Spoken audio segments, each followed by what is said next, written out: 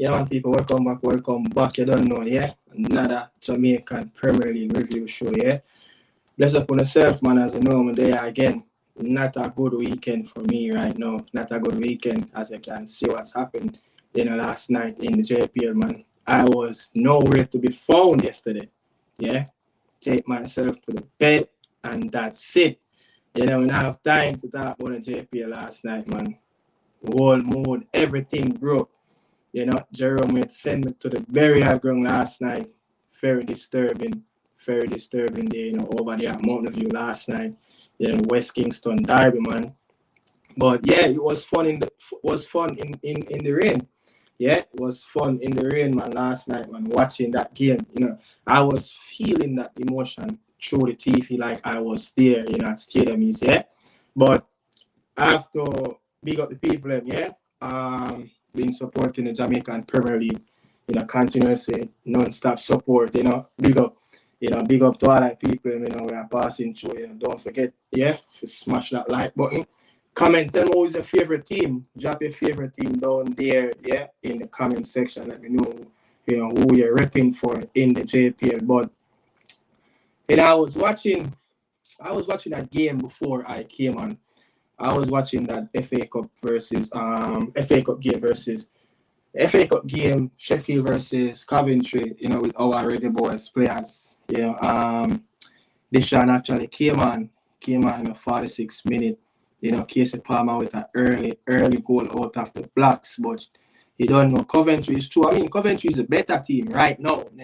Sheffield Wednesday man been fighting for their life. Formerly of Reggae Boy, Darren Moore got sacked, I think a few games back. Yeah, drew that 1-1 game away to QPR, last minute goal, to equalize for QPR, and they decided, that's it for Darren Moore, man. Yeah. But Coventry is doing really good this season. Like, they went, I think Coventry went, they went to the final with Luton, yeah. But Coventry, they've been on a run for some time now, yeah. Even though on the weekend they lost 2-1 against Norwich, but before that they went on a run for like I think around 10 games, after they got beaten, from Ipswich in that championship tie 2-1, But JPL, man, big up to the people, down there at Senton, yeah, for supporting Lime. Big up to the people and finally got that win. Lime finally got that win, man. I think I was doing the Prem podcast. Yeah, I was doing the Prem podcast at that time. I didn't watch the first half of Lime game, but I initially went back and watched back the full game. But live I didn't watch that. Sometimes when you watch a game live, you get that full expectation. You get that joy that when the goal goes in, you could, yeah. But when you watch back games on the replay, you could know that, okay, the goal is coming because you already look up, when the goal scored, who scored the goal, the time and all that. That's why sometimes when I'm going to watch back a game, I don't really look up, the stats and all that on a game because I know I'm going to, I want to feel that, that live presence, through the TV. But I could feel that last night, yeah. I could feel that one last night, man. That one hit me hard. That 3-1 hit me hard last night, man. Like, it's like one of them iron steel in it. Remember them iron steel they use to bling? Yeah, man. That one hit me hard, man. I'm vex, man. 3 goals in 7 minutes. I don't know where that goal came from. I don't know where that goal came from, especially the second goal. I could understand the first goal, but the second goal, I was at work, man. I was like, what the? That's what I said. That's what I said initially. The people, the Murphys. I was like, what the is that? Yeah. And the third one, only God could have come and say, me not throw my phone at ground.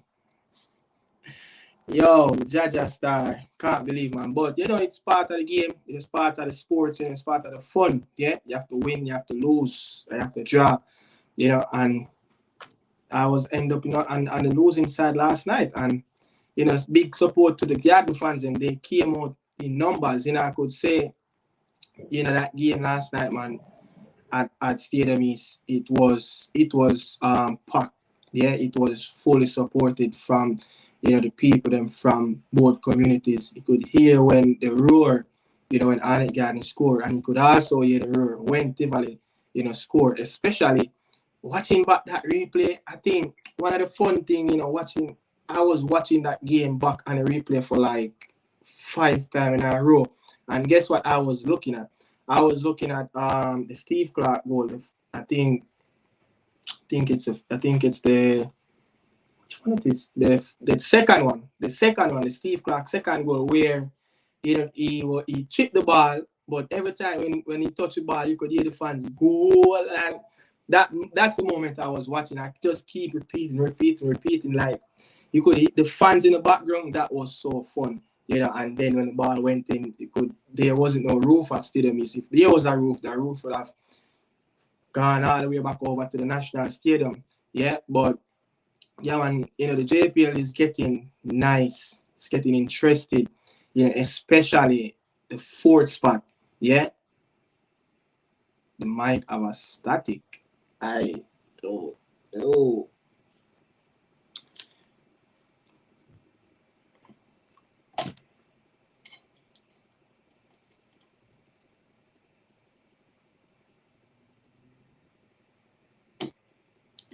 Let's see if I can go on YouTube and see if I can hear it.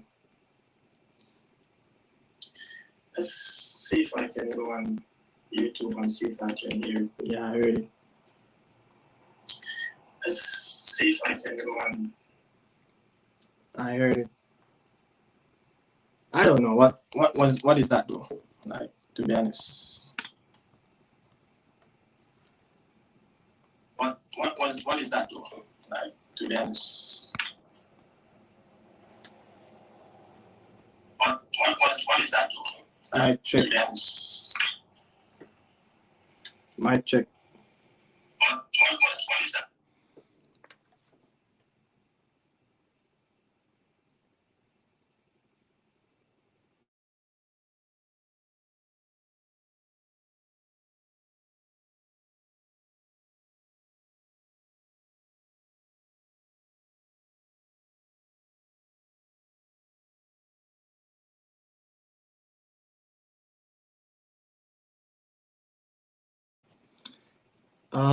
Just let me know if everything is okay.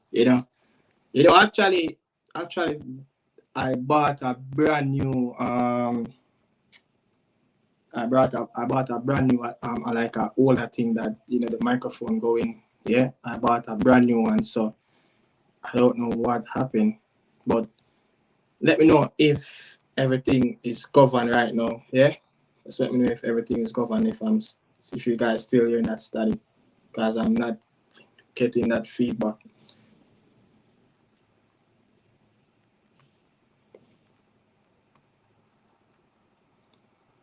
Everything governed, because I'm not hearing it right now.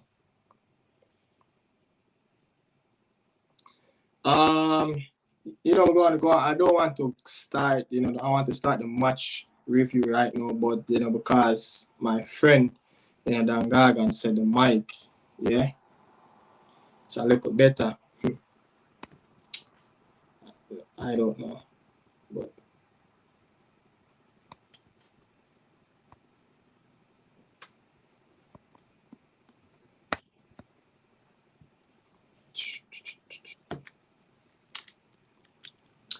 yeah. So yeah, man. I don't know if I can get it much better than this right now, to be honest, because I'm checking the mic and streaming, and everything is totally good right now. Yeah, but where I'm going to start. I run a mobile, me I go. Yeah, I go run a mobile. That game. Look, I must say this. I totally forgot. Yeah, there is an app. I don't know if there is an app and an app store. I don't know if it's on Play Store. I don't have an Apple. I don't have an Android, so I don't know if it's on Play Store, but it's on Android. More likely it's going to be on Android. But let me pull up the app and tell you what's the name, because I link Gene. I say, yo, send me the highlights of the game, the Montego Bay game. Yeah, and him sent me he sent me a link, and that link, take me over to where I could watch the full game. The full game, the game didn't air on TV, but it seems to be, for some while now, Montego Bay have been streaming their game, on this platform. Yeah, I think it's named Via. I think it's Via Live. I don't know how many people know about it, but Montego Bay have been streaming their game on Via Live. Yeah, this is the hub Via Live. Montego Bay have been streaming their game on it, and I want to say, you see that a lot of clubs been trying to make progress, of trying to make their team better. Even Treasure Beach, even Lima, you could hear, I could see like their club is making progress in terms of, backroom staff, or they're preparing.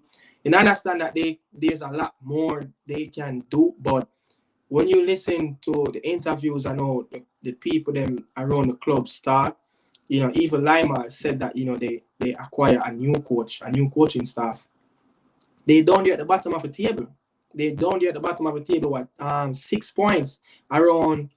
I think they're about 8 points from safety. Yeah, Treasure Beach, another team, that's making fine progress. The sponsorship, that they have been gathering, since the start of the season, they are making things better. So you could see that. But Montego Bay, they used to stream their game live on YouTube at one point. I think it used to happen before. I think it was before COVID. They used to stream their game with MVU TV, and the start of this season, whenever their game is not on national TV, they stream their game through their Instagram platform. Yeah, and I must say, other teams should follow too. Other teams should follow suit. Other teams should do it. Montego Bay now is stream their game, through Via Live, and that's a really good thing. I'm going to see if Montego Bay is going to stream that game, coming up on Sunday against Arnett Garden. I'm going to see if that game going to stream, because when I go, let's go back. I'm going to go on it and try to tell you guys how many games I saw on it from Montego Bay. Just go on it. Its account is free. I don't know if you pay to use the service, like as a club, if you pay to use the service, but let's type in Mobile on the app, and you just type in their name on it is Mobile FC, and they have 23 followers on it. So they started using this app about a month ago. The first game that they streamed on the app, Mobile, it was double holding. It was that double holding game. They streamed the Harborview game, they streamed the Lima game, and they had also 3 segments of live stream from that last game that they played against Fear United. So they seem that they be using this, for some time now, and that's really good. That's really excellent to see that they are making progress of if the game is not streaming live. Yeah, you could see this is all their games. Montego Bay have been streaming their games on Via Live. I'm going to see if they're going to stream that Arnett Garden game, live, coming at 3 a.m. 3 p.m., 3:30 p.m. One of those times coming up on Sunday. Yeah, but Montego Bay beat Veer United, and as this game, I didn't watch this game, as this game didn't stream, on Sportsmax, but I had a few stats to go over, over this game. As Montego Bay is one of that insurgent team that's looking for that little sneak of a peep in that top 6. As last season they tried to finish in the top 6, but it didn't work. But I must say they started the season on a look rocky road, but they still managed to keep up, their standard of not like drifting down there in that bottom half where the 2 relegation spot, and not tend to progress further up more than the highest they ever came in the season. The highest. I think it was actually 7. I think it was 7, after match day 5. Because I really started to really look at the tables after match day 5. Because, the first couple of games, teams can flood the box like that, like Waterhouse. Waterhouse actually was one of the leading chasing pack of the Premier League, but for some reason they fell off. But yeah, Montego Bay is looking for that top 6 as they trying their best. You could see the signings that they made. It's working, But one thing I have to applaud, Montego Bay with, they had a record, throughout the season that I don't know what's the overall record for this, but I know for this season, Montego Bay have gone. I think it's let's find it right here. I'm going to find it. So Montego Bay have gone 13 straight games, scoring from match day 3 until match day 16. So that started when they beat Cavalier at their home field at Westport Park, when Lucas scored that goal. It was a 1-0 victory for Montego Bay, and it ended when Cavalier beat them at Anthony Sparling Sports Complex the other day at 1-0. So they started on Cavalier and Cavalier ended on them. So ironically, how is that? That's like a coincidence, yeah?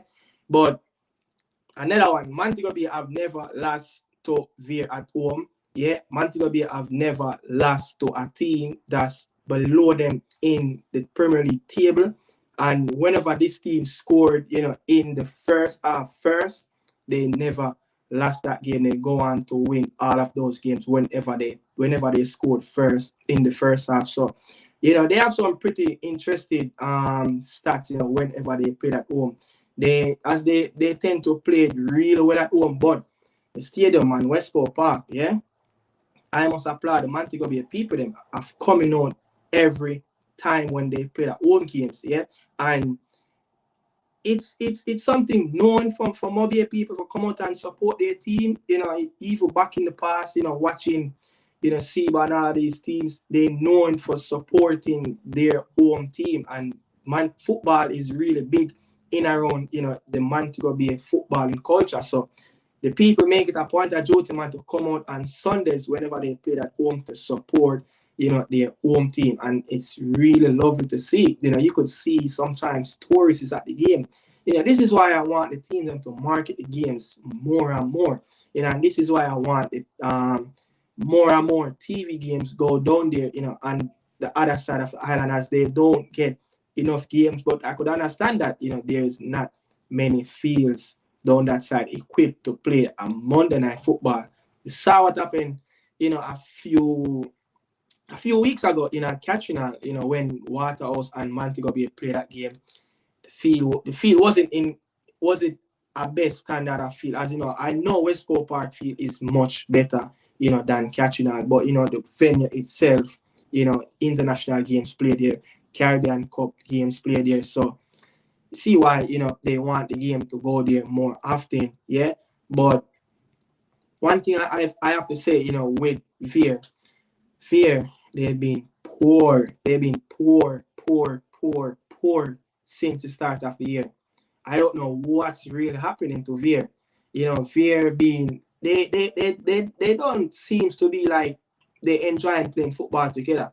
When I watch Veer, just before the start of the year, especially the start of December, you could see that this is a team that's enjoying the moment, enjoying the time of being in the Premier League, enjoy times of playing together on the pitch, But the body language of the coach have been changing. I saw that. I've been analyzing, Linval Dixon, really hard, like just looking at his body language. It's getting worse and worse. Saw what happened, with Treasure Beach coach. Man said he resigned. He gave up the job, Let someone else come in and see if they can direct them, to probably to safety. Someone come in with fresh ideas. Not saying, Linval, should walk away, but I think something needs to happen. But I mean, give him a little bit of time, understand that, he's fresh, in his post at Veer, but he needs to make things happen really quick. The league, one thing I have to say, the league was really happy that, you don't have two teams in 14 and 13 position who is winning games. Else teams would have been problem. people luckily, it's just Treasure Beach and Lime is down there who is not winning games. They just losing. Yeah. So the other teams that in that 13 in that 13, 12, 11 and 10 position must be happy that those two teams are not winning. But is it going to be a change? Is it going to be a new start, for Lima? Is it going to be a new start, for Treasure Beach? Is the time is right now for them to start to win games? I don't know. Both of them, sign new players. So let's see if that's going to change. But when you listen, when you listen to the people around Lima team talk, they really have a lot of positive around the team. You never really get the sense of that bad vibes around the team. Only time I saw that it was, I think it was the St. Derby when Mount Pleasant beat Lima. I think was that no Portmore beat Lima down there at Jacksall Field when the last TV game, I think was the last time Portmore beat Lima down there.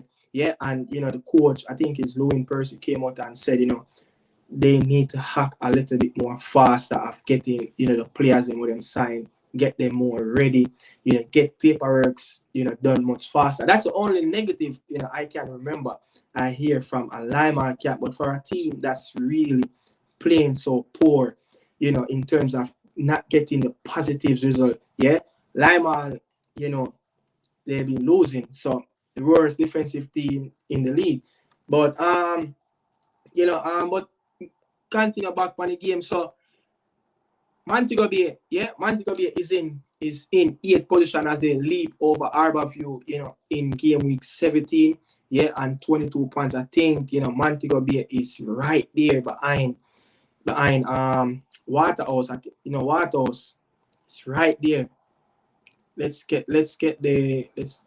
me pull up the live table right now.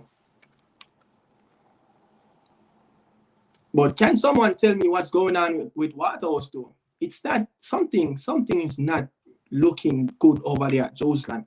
Something is not looking good, But yeah, as I got it, so Montego Bay is 1 point behind Dumbleolin and Waterhouse, who sit on 23 points. Yeah.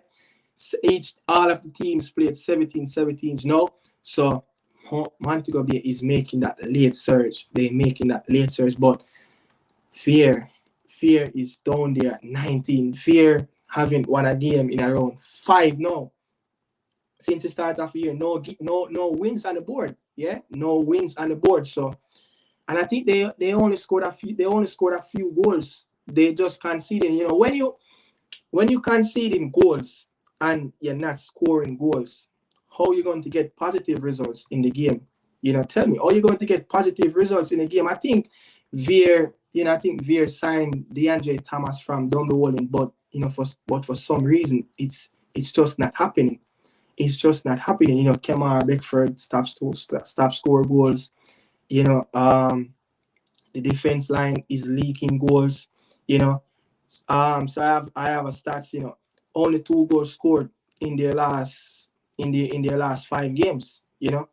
Only 2 goals scored, but when they played at home, it's a different story for them. Yeah, it's a different story for Veer. They played really well, when they played at Wembley Center. But whenever they travel, it's just chaos, as the team seems like they just don't know how to play on the road.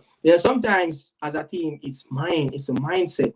Yeah, it's a mindset sometimes of playing away. But in the JPL, not all of the teams really played at home, like Tivoli, the Harborview, the Cavaliers, I wouldn't say really and truly stadium is Cavalier home field, but things like that need to change in the JPL. Things like that need to change.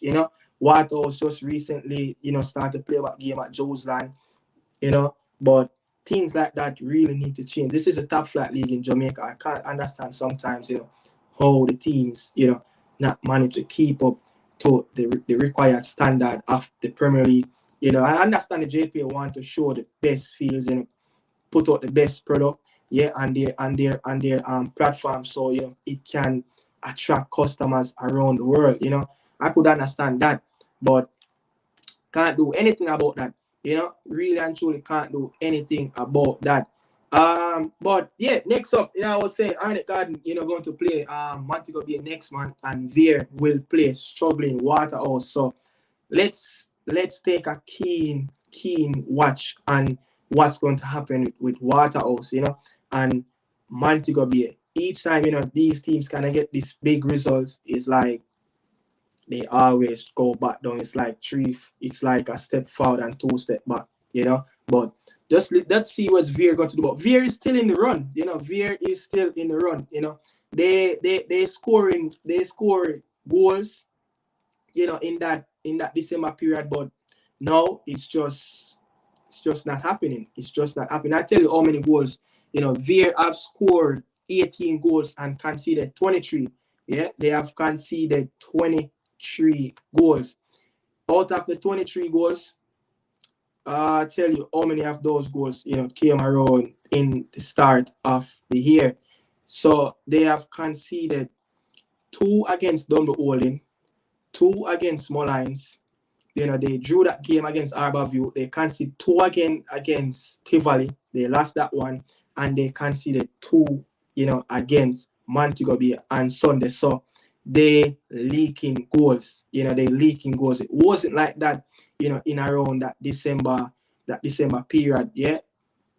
But we're going to move on, to the next game. Going to move on to that next game. Dunberwollen versus one of the new leaders. No, the former leaders of the Premier League, Portmore United, as they track points. When I was doing my review, I initially said, the only way a Cavalier can take the top of the lead, as if, Dunberwollen and Portmore draw and Mullines go to Jackson and create a upset, and said so done. It happened. It happened. Cavalier again is up there. But yeah, Dunberwollen versus Portmore, as I said, what is it? Yeah, the Portmore Derby game. I think this one played at 30 minutes apart, but the big center from Dunberwollen, Shavoi Watkins, has scored, and lead his team in that game. But for some reason, Portmore is just so stubborn at home. Portmore is so stubborn at home. Portmore is one of those teams that this season you just cannot beat them at home. I don't know what it's going to take for a team go to 30 and actually get a full 3 points. Yeah. They got clipped back a few times, but the biggest and the best of the teams, in the JPL, go to 30 and walk away is either 1 or you walk away nothing, and Dunberwollen is actually the first team, in the league this season to go to Portmore and score first in the first half. Yeah, it's first team to do it. So there was a little bit of laugh. But yeah, Young have scored again back-to-back in the Jamaican Premier League. I think that's his 3rd or his 4th. But I've been analyzing this player, and he's looking like, he is that key player moving forward for Portmore. Yeah, and I was saying, I think he scored on Lyman when they beat Lyman down there 2-0 at Jackson Field, at last minute goal. I think he's the one that scored that goal. Yeah, but one thing I have to say, Dunberwollen is falling down and down below the pecking order. That's another team, who is really struggling to keep up with the pack in the Jamaican Premier League this season. Dunberwollen, what I saw, 15 goals, conceded 19 now. Yeah, conceded 19 with a -4. 5 games, last 5 games, 3 defeats, 2 draws. It's not good enough. It's really not good enough, for a team, that's finished in 6th position in the playoff. But last season, I remember Dunberwollen was just floating around. The 6th and the 7th. They got in that top 4 at one point, but as the season progressed, especially during this time, they just falling off the pecking order. Yeah, they just falling off the pecking order. And before this game, their last 4 games they played, they haven't scored. That game that they played at home against Mount Pleasant, it actually was a Mount Pleasant scored their own goal and themselves, former Dumbledore player, Kimani Bailey, scored on his former team. So you don't really say, that's like a goal, for Dumbledore, but again, they lost again, man. But not lost, they drew again, and then again, they're not scoring two. It's been a while. It's been a while since Dumbledore have scored 3 goals. I remember when the year that they went to final, when Atafai Bygrave was at this team, they were ripping up everyone, in the league. As just one is like, whoa, where is this Dumbledore come from? But the problem with Dumbledore, I've seen, since probably around 2018, 2019. I could even stretch back a few years back from that. It's like every season they sell their best player. How is that possible? Understand that. Could understand that, sometimes, players going to have ambition and want to move, to a better team. Player. If you look at, some of the players that used to play for Dumbledore, let's see how many can think of on the top of the head. I know Nikai Christian is at Watos, I just said DeAndre Thomas, a man that usually scored goals for Dumbledore. A couple players, from that's playing for Mount Pleasant right now. Demara Phillips. I think Sule Makala was from Portmore. But a few players though, can't really think of some of them, on top of my head right now. But yeah, almost every start of the season, there's a key player leave Dumbledore, and how is that possible? But again, the budget, maybe if these players under contract with Dumbledore, there is going to be a transfer fee, and who wouldn't want to sell a player when Mount Pleasant is buying players for hundreds of thousands? I remember when Romario Williams, that used to play in the Jamaican Premier League, used to play for, I think he was at Watos at the time, aka Romero. Big up yourself anyway there. I remember when he was at Waterhouse, and this was when Mount Pleasant was just coming up on the rise, and they decided that they're going to buy players, the best players from each club. And Romario Williams was one of those players. And at the time, probably around 7 years ago, talking about, around 2016, around that time, 2016, 16, probably about that time there, 5 to 7 years ago. Romario Williams got transferred from Waterhouse, to Mount Pleasant, and I have people that, knew Romario Campbell, and at the time, I heard it was actually over 300K they bought Romario Williams for. Yeah? Yeah, over 300K. Yeah, I have people that, around the Romario camp that, and I asked them, what's the price? Because a lot of news was swirling around that, it's a heavy price tag. And I'm not going to say his salary. I actually found out his salary, by the same individual, but I'm not going to say the man's salary, but it was, just know that it was over 150K, man. Yeah, but it was over 150K at the time. Romario Williams is one of those, one time was that high profile player, Harborview, look, they signed him at one point. I think they signed him twice. In different periods. When they signed him, when Jeremy New was kind of declining in his career and about to retire, Romario Williams was one of that left foot player that he was gifted, and he actually got, Romario Williams, Romero actually got, no, why am I key? It's not Romario Williams, it's Romario Campbell. Yeah, it's Romario Campbell. People might hear me saying Romario Williams as if, it's Romario Williams, who is playing for Hartford right now in the USL, but it's Romario Williams, Romero. Yeah, it's Romero. So sorry about that. It was Romario Campbell. Yeah, and he scored a goal one time in that CONCACAF Champions League. I think it was it for Harborview? And he got, he made the Sports Center. That was a free kick. I think it was on a Panamanian team. think it was on a Panamanian team, but yeah, but was a really high-profiling player at one time, and really, really good, really excellent. But moving on, to Portmore, but yeah, Portmore have been scoring loads of goals, in the Premier League. Just before this game, they played 2 games and they won 3-1. They won 3-1 at Treasure Beach, and I think they won 2-0 somewhere else. And they had 5 different scorers in those games before this game against Dumbledore. So, Portmore team, they have goals everywhere.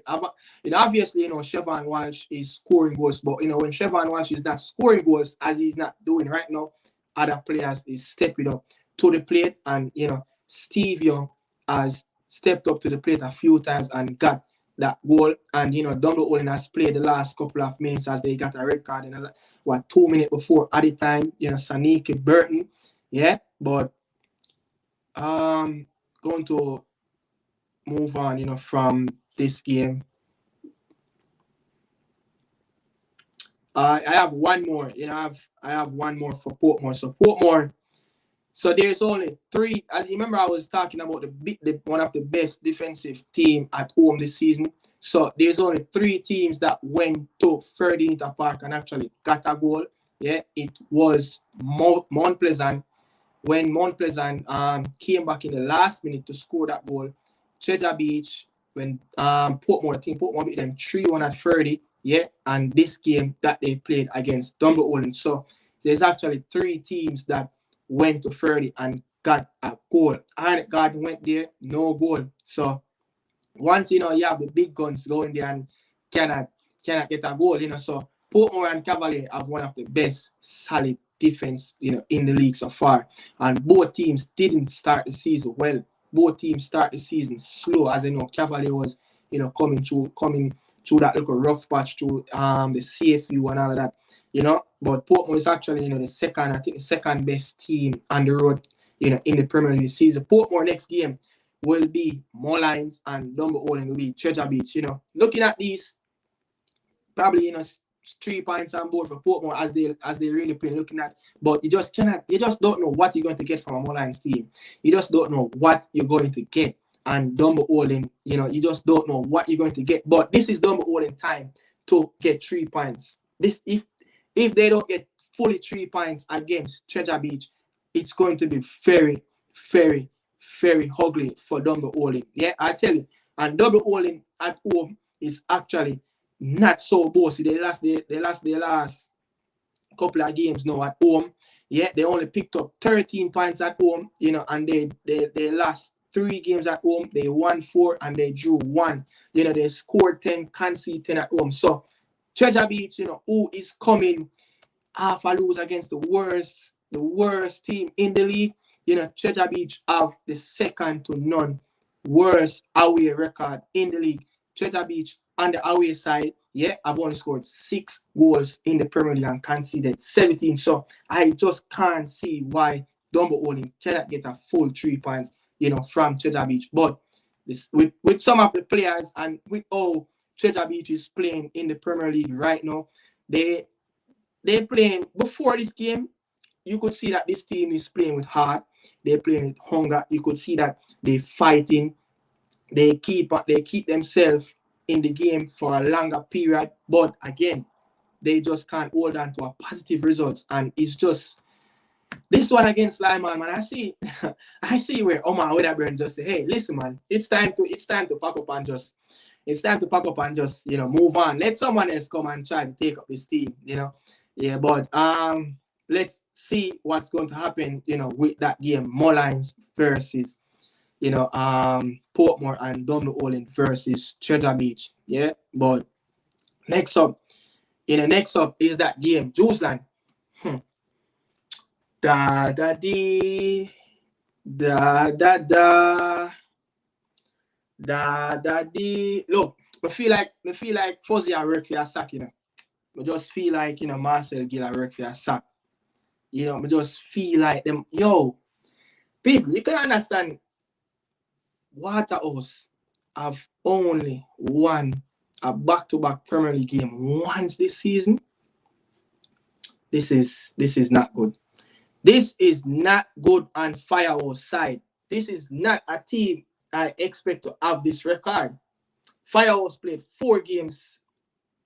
They played 4 of 8. They played 4 of the 8 home games at home at Joseland. As you know, they didn't start the season playing at Joseland. So their last 4 home games, they played all 4 games at Joseland. Mullines almost beat them. They came back and drew that game. Tivoli went there and got a point and got 3 points. I think that game finished 1-0.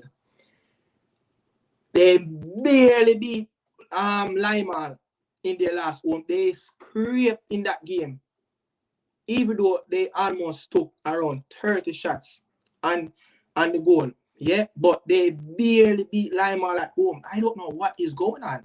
Is it a curse that's going on right now? At Joseland Stadium for Waterhouse, but they scraped through against Lima, so that's 3, and they lost against Cavalier. Jalmara Calvin, the man, the Antiguan, is on farm. That's his 7th goal. That player is playing some really good football. And I don't remember which game it was at the time when Rudolph Speed benched him and I want to think it was the Arnett Garden game, I want to think it was the Arnett Garden game. I want to think it was that game. I want to think it was that game when he benched John Mara Calvin and the game actually changed after this player came on. But he's a really good player. Trust me, he's a really good player. He's one of, look, we have Ainsworth. You have Mings at the back. You have Leng. You have King. You have Shani. You have Shani up there. You have a couple of players, who people expect to play at their best. But this was a player that really, caught my eye on Cavalier team. And also, there's a young player in that team. I don't remember, but he got called up to the under 20. There's a young player. I'm trying to remember what's his name, but I can't remember his name right now. But those two players really caught my eye at Cavalier. Yeah, and Cavalier, man. The last time I tell you when the last time Cavalier really, lost that game. Tell you right now, but Cavalier is playing some really good football. Cavalier, one of the meanest defensive team in the league this season. One of the meanest defensive team. Look, I have something really interesting, to tell you guys about, Cavalier mean defense. So, since in this recent run of farm that, Cavaliers on right now, so they came up against some tough teams that was on a really good run of games. Arnett Garden, when they beat Arnett Garden 3-0 at Sabina Park. Arnett Garden was 8 games on a 8-game run where they won 7 and only lost 1 game. Yeah. Next up, Montego Bay. They beat Montego Bay 1-0 when they had around 7 players missing, but through injured absence who went on trial. They had around 7 players missing for that Montego Bay game. And actually, Mobay was coming off a big 2-2 draw after they 2-0 down and came back to draw against Waterhouse at Catherine Stadium. And they beat Montego Bay at Anthony Spalding Sport Complex 1-0 that day. And the next one is when lately, the Rudolph Speed versus, Jerome with that big game. Those two have their little personal battles from the Reggae Boys camp from then until now, but they drew that game 0-0. So they played 3 big teams who was on farm coming up in that fixtures against Cavalier, and guess what? They didn't concede any goals in those 3 fixtures. So I must tell you, when you can keep an Arnett Garden team who scored 28 goals, throughout the season so far, yeah, who is playing some really good football, especially, scoring goals away, it's scoring goals away. They're just doing it for fun. They're just doing it for fun. But I'm applauding Cavalier, man. Like Cavalier is doing like Cavalier is not a team that I really like. I would say support her if they're playing by the neutral. I want those teams to win. I don't really support Cavalier from playing youth football in Jamaica until now. I don't really support Cavalier, but when you see teams is doing good, you have to give them the praise, and that's what I'm doing to Cavalier. I have to give Cavaliers all those praises right now. Yeah, Cavaliers have only conceded 9 goals.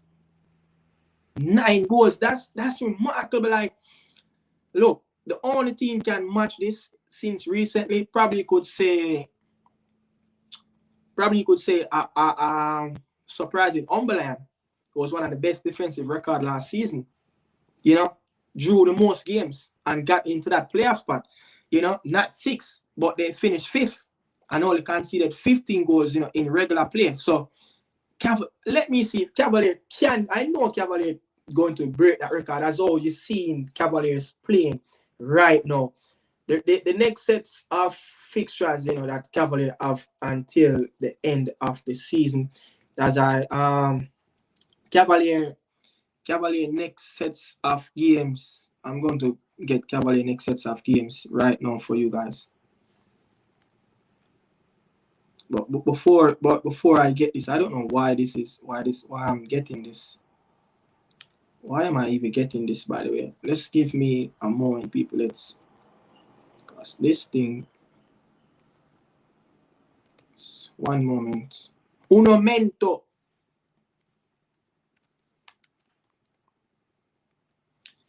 But people, look, I'm really enjoying the Premier League. I'm really enjoying, like, it's getting, after COVID, the league is getting better and better every year. I don't know how you have Jamaicans, man, get up every day, get up every morning, watch the English Premier League, watch that, and then when turn around, you the same, outside supporters arguing, oh, those players not good, oh, the league not good. But what if you're living in the country and you're not supporting your own product, oh, it's going to get better. Everybody have to come on board.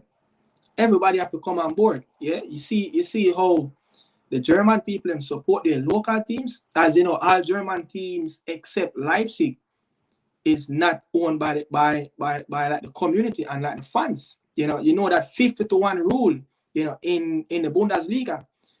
Almost every club in the Bundesliga have that 50-1 rule where, the fans and the community of that team, have to have a high stake of that ownership of that club. They have the same. That's why when RB Leipzig got promoted, a few years back, probably about 6 years back, they had that, every team had that they're protesting about Leipzig because they're just owned by independent body, and the German people don't want what happened in England, where higher stakeholders come in and buy a club for 4 billion, 3 billion, and then look, and guess what?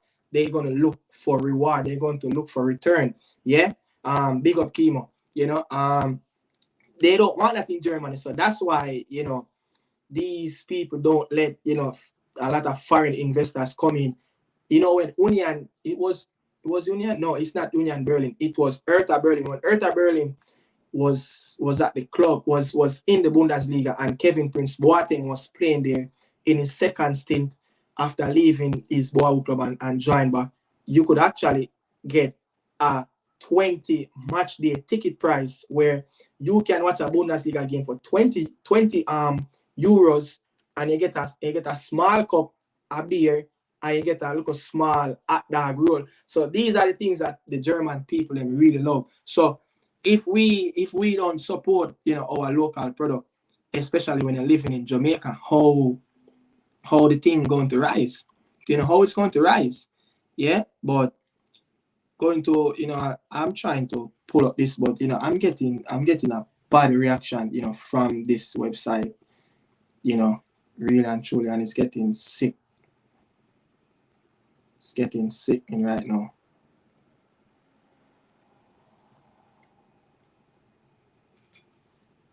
Yeah, so Cavalier next game will be Limal. Cavalier after Limal, they will play Veer. So I was saying, this is the run that Cavaliers have right now. So I think Cavalier will beat that 15 goal mark where Umberland only conceded 50 goal last season. Cavalier have Limal next Veer.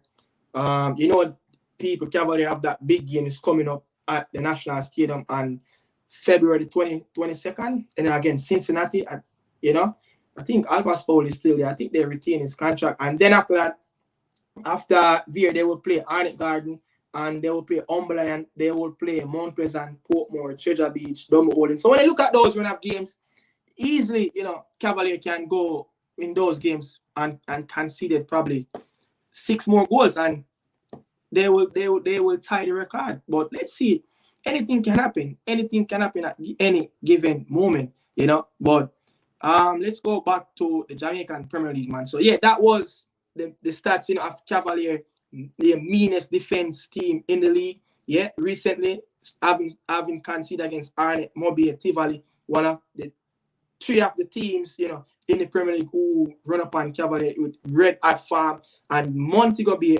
during that time, as I said, was on a 4-game unbeaten spell, and they're on that 13-game spell where they scored in all 13 games, win, lose, or draw. So that's very impressive, for Montego Bay, and that's why I feel like this club going to clinch a 6th place spot if they continue the same run of form, because Waterhouse is dropping points there and there, not consistently playing good, and don't be holding another team who is they just can't buy a win.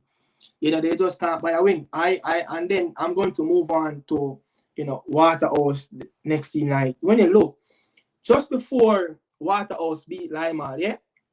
Just before Waterhouse beat Limal, Waterhouse have only won 2 games in Waterhouse have only just won 2 games in 10 games. That's poor. That's poor, man. That's poor. I don't get me wrong. The Premier League is getting tougher, but for a caliber team like Waterhouse, the players that they have, Jibbinson, a player that used to play for Mount Pleasant, Andre Fletcher, I think Andre Fletcher used to play for Mount Pleasant also. They started the season one of the best creative player in the league.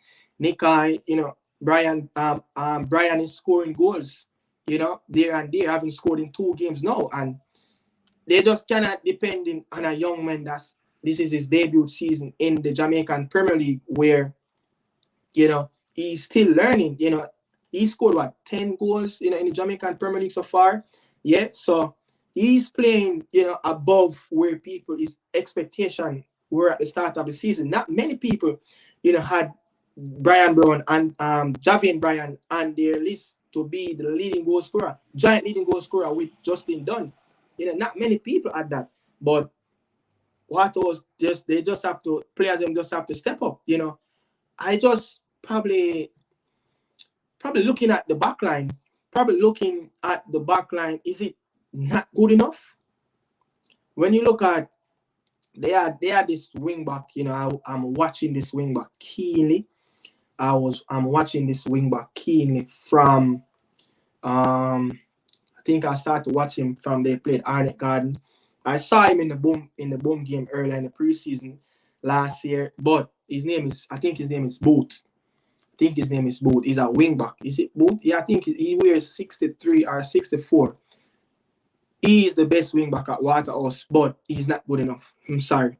He's just not good enough. Waterhouse have so many proper wing backs over the years. He's just not good enough. But Waterhouse next couple of games, Veer at Wembley Centre, then they will have a game against their biggest rival, Arnett Garden, and more likely that game going to be a Monday night game, Arnett Garden versus Waterhouse. Then they will travel and play Umberland away, and they will play Mount Pleasant.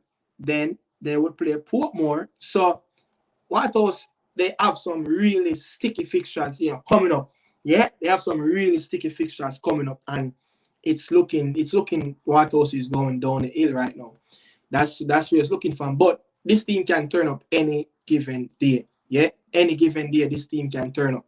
But let's see what's going to happen.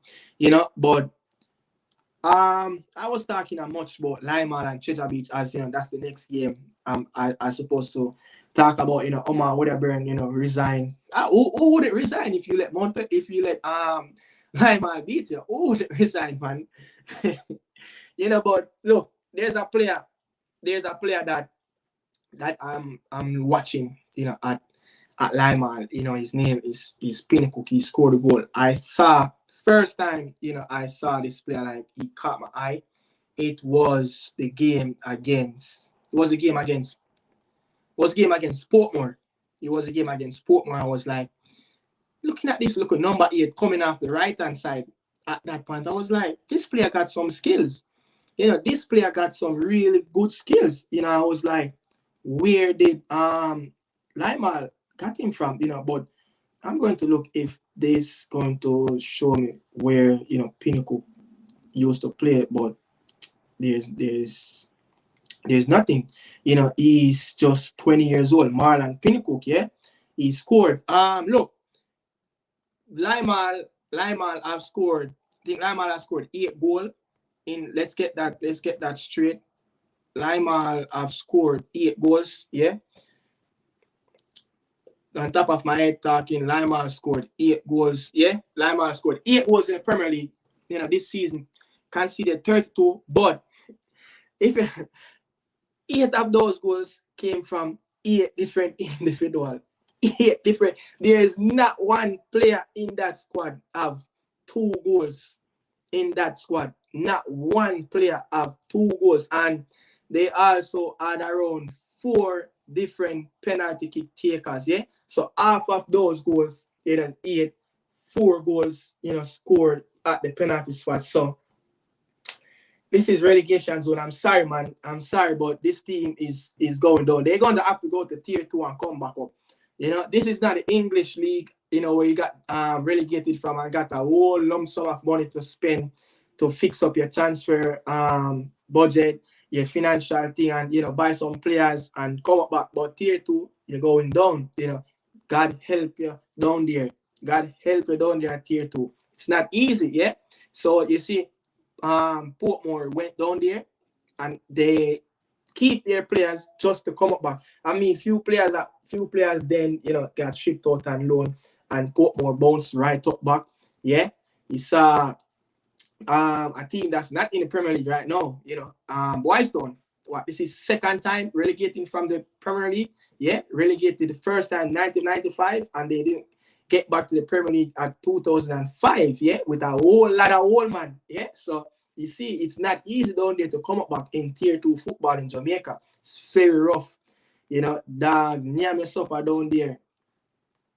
So yeah, but I was talking about Cheddar Beach, Cheddar Beach and Lima, But Cheddar Beach should have won this game though.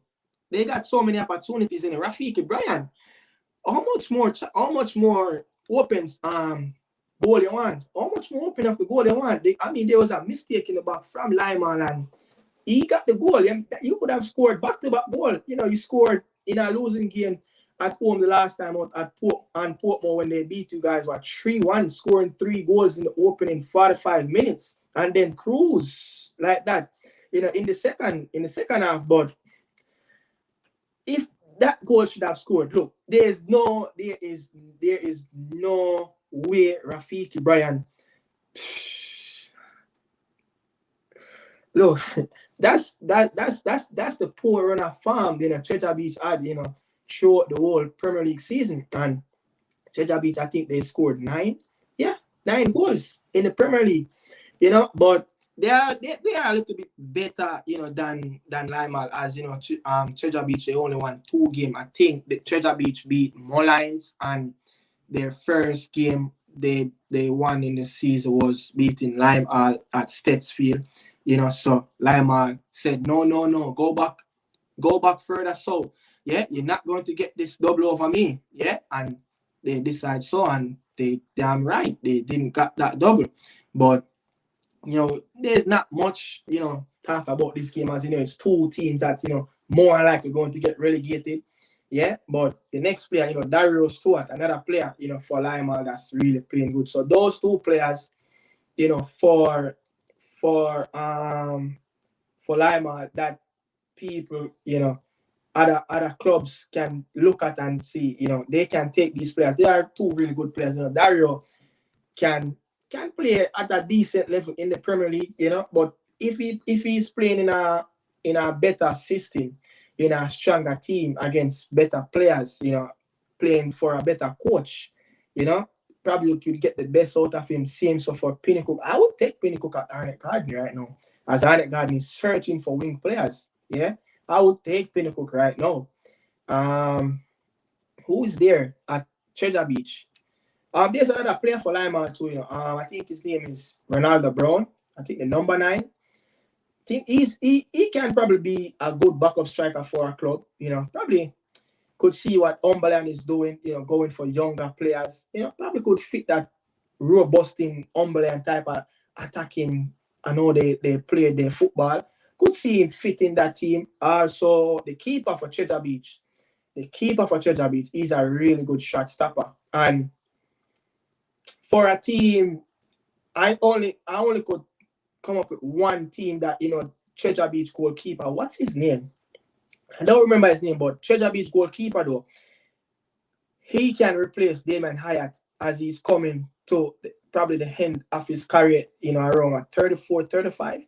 That's where Damon Hyatt is. I think he's a good goalkeeper, can go there at number 1. And as you know, Damon Hyatt is a shot stopper also. But, in his lateral end of his Arnett Garden career, he's making a lot of mistakes. But, yeah, that's it. I think that's it. Rafiki Bryan and players like that got the opportunity, So refreshing, to see, White Rastaman come back in the league. Luca, after his last couple of seasons, at Harborview, was away for some time, But glad to see about, Luca back in the league, as I call him, the White Rastaman, the White Jesus, the White Messiah.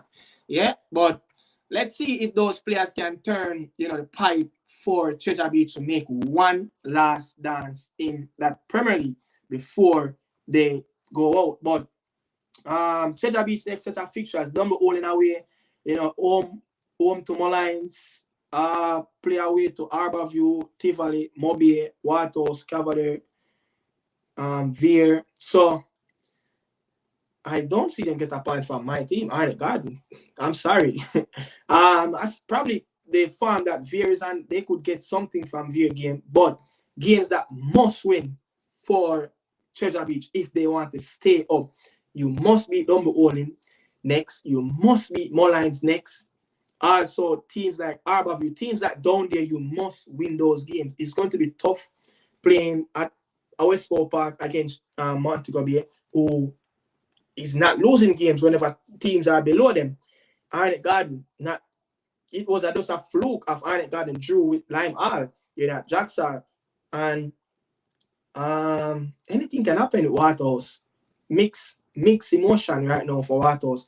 50-50, but not beating Tivoli, Arnett, Cavalier, and I don't see them beat Harborview. Harborview team, I still have Harborview team as a really good team, but just need to be a little bit more disciplined in their gameplay.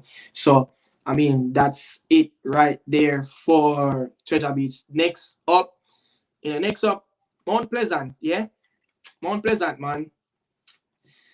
People have been disappointed in Mount Pleasant. Big time. I've been disappointed in Mount Pleasant since the season started. Yeah, I gave Tapa Whitmore that first season. Said, okay, it's your first season. Yeah, it's your first season. Just enjoy the ride. Enjoy your freshman season. But this season, oh my God, Mount Pleasant is playing half full. Look, for a team like Mount Pleasant, man, have some really good midfielders. Romeo Guthrie is a really good midfielder when you look at it. Shandy James is a really good midfielder. A player who is not getting any games. Daxley is a really good midfielder. Rankin actually was one of the standout players, for Cavaliers over that time when he was playing for Cavalier. Ramon Howell. Excellent midfielder. excellent midfielder. As that player, he should be playing at a higher level. You know, I mean, he was in Central America, but Howell should be playing at a higher level. You know, trust me, that Howell is one of those players that, you know, he's one of those Jamaican players that underdeveloped in the league, you know. But just one of them things, there's so many players, you know, went through that spell, you know. But Mount Pleasant, man, come on, play some better football. Mount Pleasant midfield can't make. I was watching the game and I was like, okay, let's see if Mount Pleasant midfield going to box around the ball and make at least 5 to 15 passes, good solid passes. Mount Pleasant just pass the ball. Square.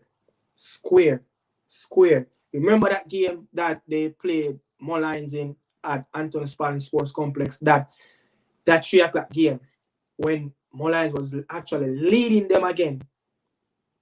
And they came back, Tapat decided that he's going to make 3 substitutions, and he brought on Marlon. I think it was Marlon. He brought on Marlon, the centre forward that usually play for Arnett Garden. And from this sort, the game just changed.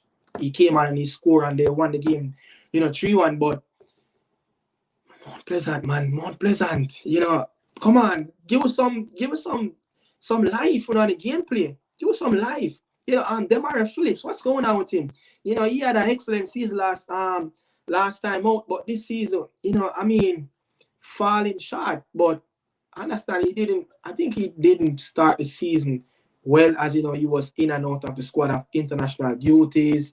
You know, he went in that little car accident, you know, with the team bus and all of that. But player like his standard, man, come on, you have to play playing better football, and I have to give thanks to on a young academy product, Devante Campbell, because if it wasn't, you know, for Devante, I don't feel like Mount Pleasant would have got that goal.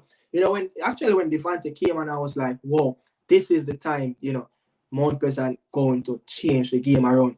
And you could see that the player started, what was his first thing I saw with Devante? He was rubbing the touchline.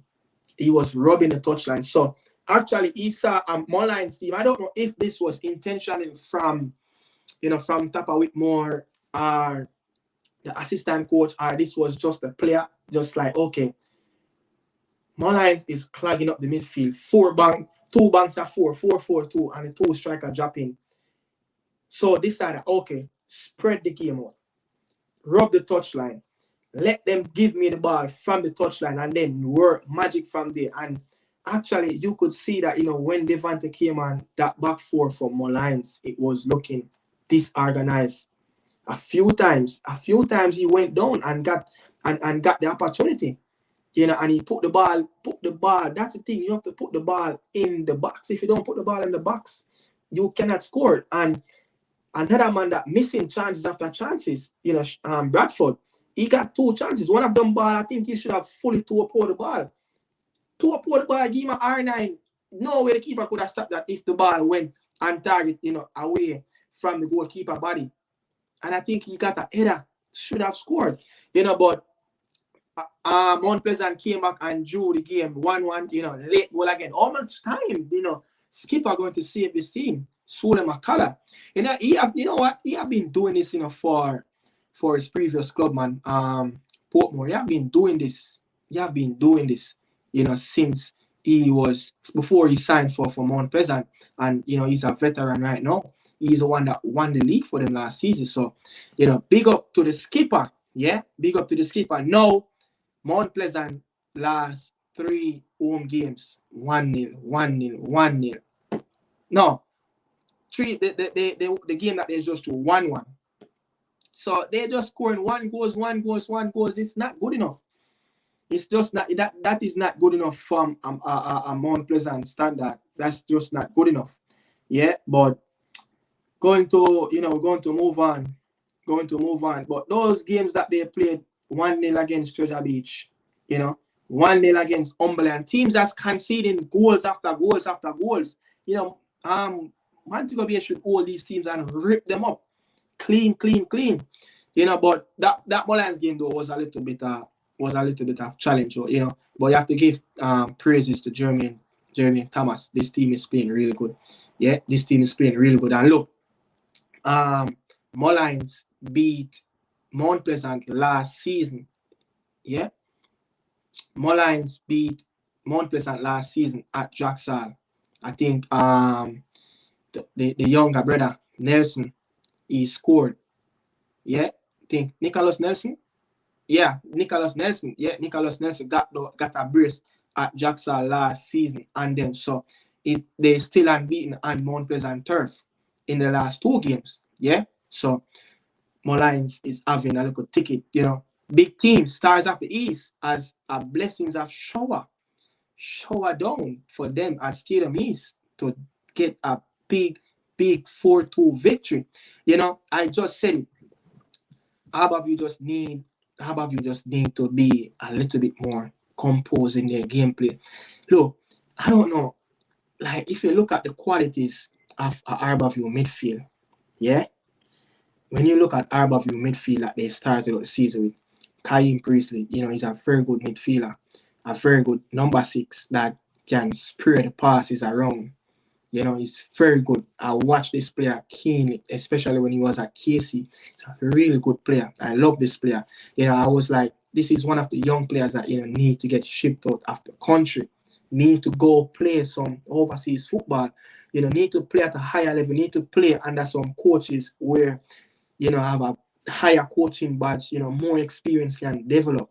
Yeah, but I'm just a little bit surprised how he's not fancy himself a move. How about you always get these young players out, but not seeing much of that recently. Cavaliers doing that no, but Kaim Priestley is a really good number 6 that not that player that can give you the robust of a player like Ruffles type in the middle. He's more of a calm player that can do a challenge, like map him up, but he's very good at reading the ball. And Joshua Rooney Anglin, he scored yesterday also. Very good midfielder. Yeah.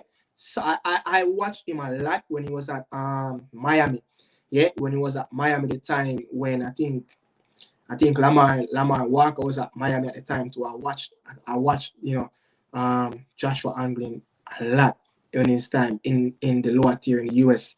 And he's a very good player. He's a very good box-to-box midfielder. He's the one that's doing the dirty works in the attacking third and in his defensive third, yeah? But I just don't know if Ludlow Bernard and Sean Fraser is setting up the team right. I just don't know. People, you remember Dokori for Everton. Look at how Everton used Dokori, a player that have a lot of energy, that can use that energy and that intensity, that pressing in the attacking third and in that defensive third. Why not sometimes play, Joshua Anglin a little bit higher up the field where he can press the defensive team, but playing a pressing game with Andre Fagan, who is 35, not so athletic anymore. Yeah, wasn't really athletic in his time, so now he's going up, in his mid-30s. Worse are not going to be athletic, but can play a younger player up there like David Reed, and that's another player too. That's he scored again. Really good player. I think they signed another player. Is it Robinson? I think they signed a player. I don't remember if his name is Robinson. Let's see if I can get this player name.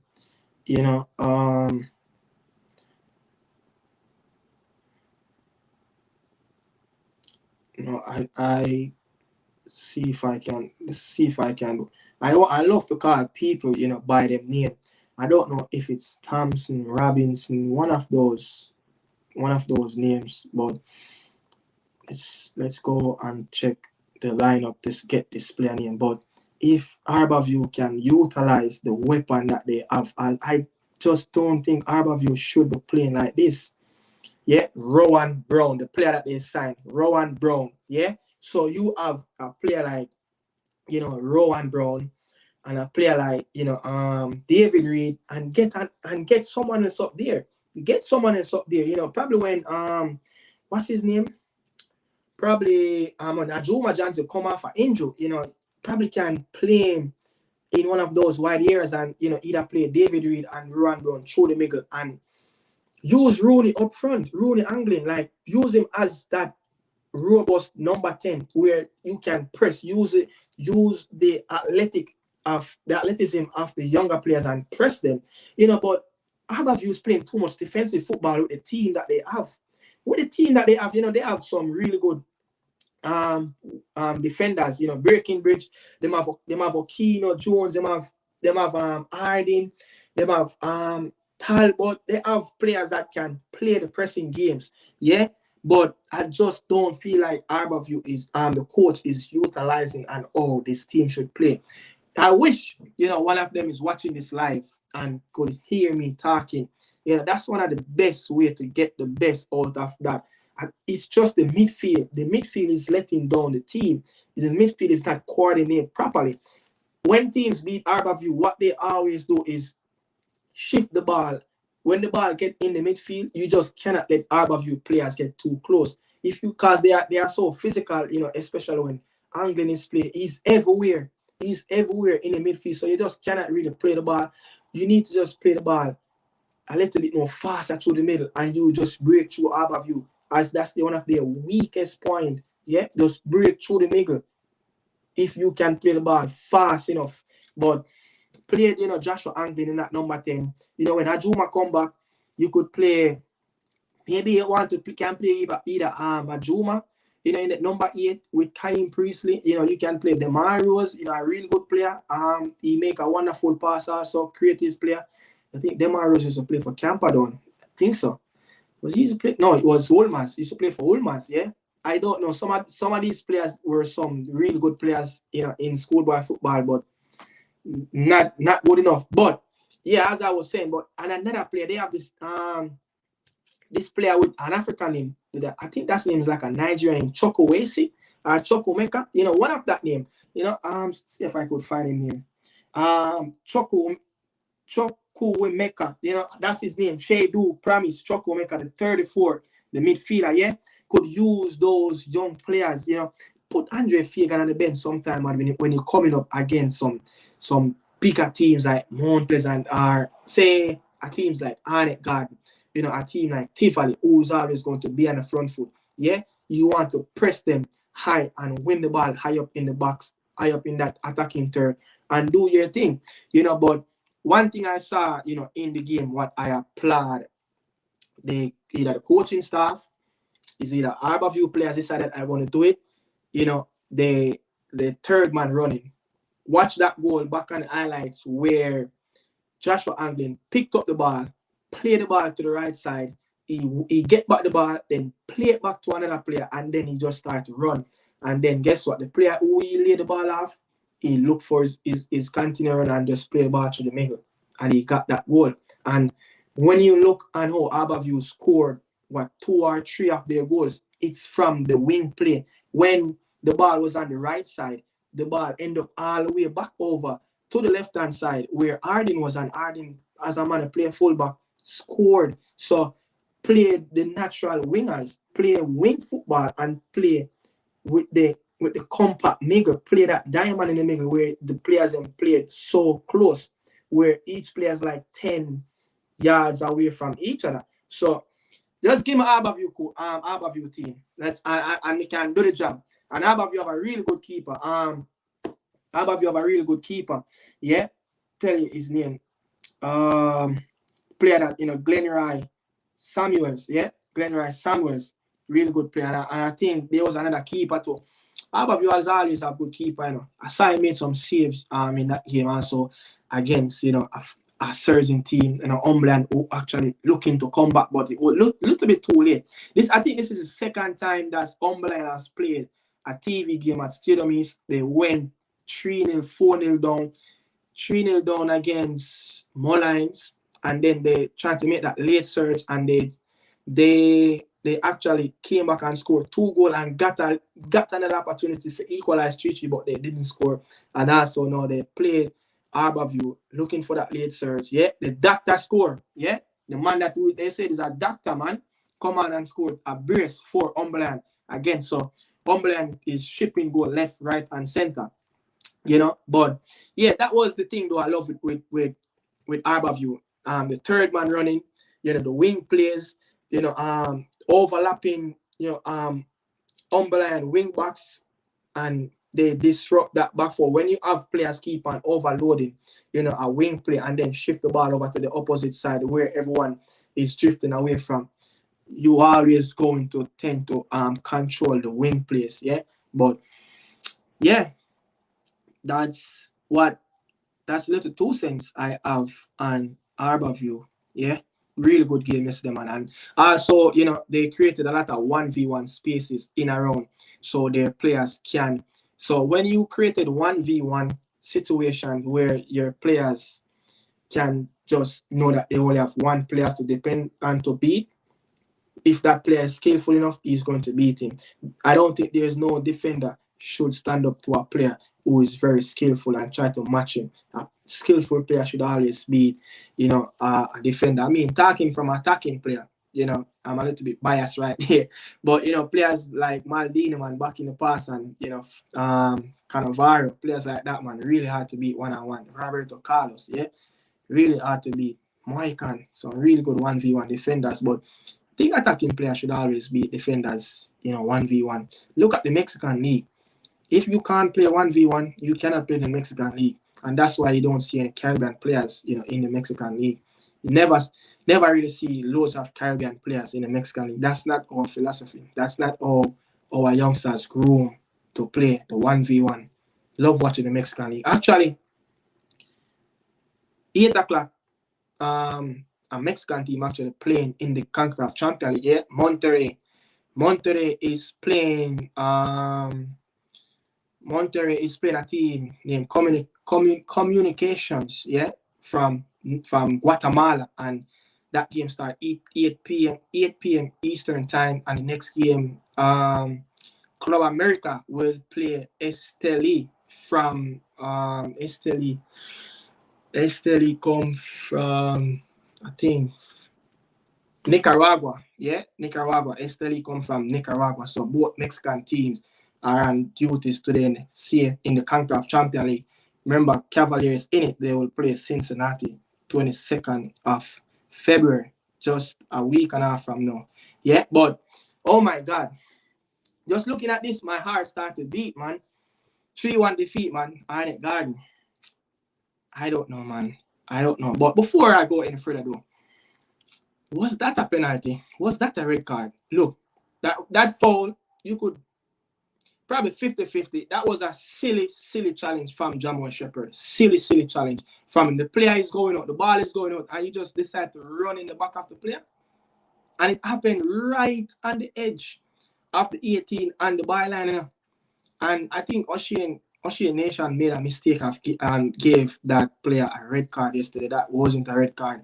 When I saw it, he was looking, and I was feeling like is the Arnett Garden player was going to get red card because his foot was actually was high in the air. Yeah, but I don't know if it's because the Tivoli Garden player flashed this and like this, why they decide that, he decided that, maybe he's and catch the player in his face and it was deliberate, and, the Arnett Garden player hold his face. Yeah, but that Warner Brown, it started from, Warner Brown chances, man. Warner Brown got chances, Kaim Dixon, hit the bar, that should have scored. Warner Brown one was like a half chances, look at half chances, but Kaim Dixon, that's supposed to be at the back of the net. It was in the back of the net, man, but the field was horrible, but guess what? Kudos goes to Arnett Garden and Tivoli. They make it an excited game, at Stadium East last night. It was a very excited one. Yeah, sometimes when the ball, man didn't even pass the ball. The ball actually, held up a few times in the water and that little puddle, but big game. But look, Jerome have been doing this thing since he was at Arnett Garden. And that Jerome, I remember, that season when Arnett Garden won the Premier League, a few times Jerome team went down with 10 men or less and came out with 3 points or a point in the game.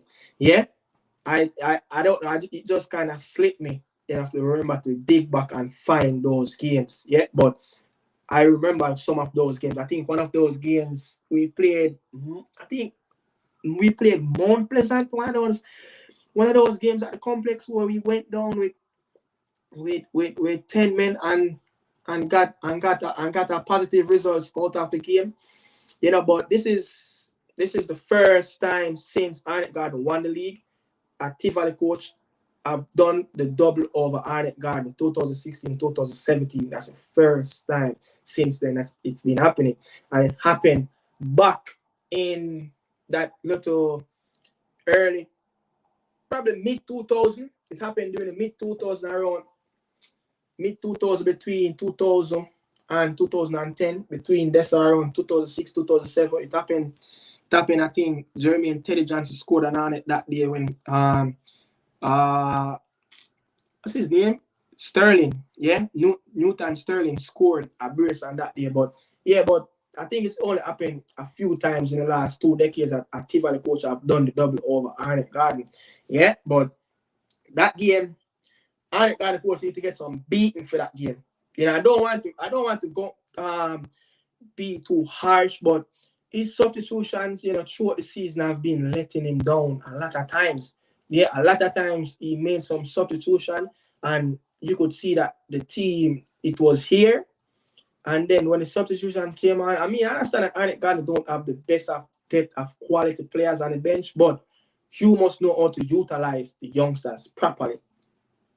And that substitution, man, it took off Warner Brown. I would love to know if Warner Brown got a knock, or it was just tactical, or what it was. Kaim Dixon, why you took these players off. And the team, Tivoli was actually utilizing, the midfield battle. Arnett was losing out. It was only one player in the midfield at one point for Arnett Garden, and it was the number 8, Marlon Martin. He was the only player was in the midfield. As this player, Marlon Martin is his maturity is getting there. He's getting better. Last season when I saw him, he lost his game to Purcell last season. Yeah, Vision. He lost his game to Vision, and just before Vision, move away from the club, he got back his opportunity, and now he started the season very well. Saw him got a local call up to the Reggae Boys team. So this player is the beast for Arnett Garden. You could see that he's getting better and better with the ball at his feet. He wasn't really good at his feet when I watched him last season. Wasn't the best, but he's getting there. And I think he is one of the best CDM in the league right now. Yeah, he's one of the best CDM in the league, playing in that number 6 position alongside Ramon Owell, for Mount Pleasant. And I must say, Alton Lewis for Tivoli Garden, he was excellent yesterday. This player was excellent yesterday. He is a very good player. I want to see Alton Lewis kick the ball some more. This player have a really good technique of kicking the ball. He can kick the ball with a dip. And you see he took around 2 shots yesterday. One of them, I really think that one was going to go in the back of the net.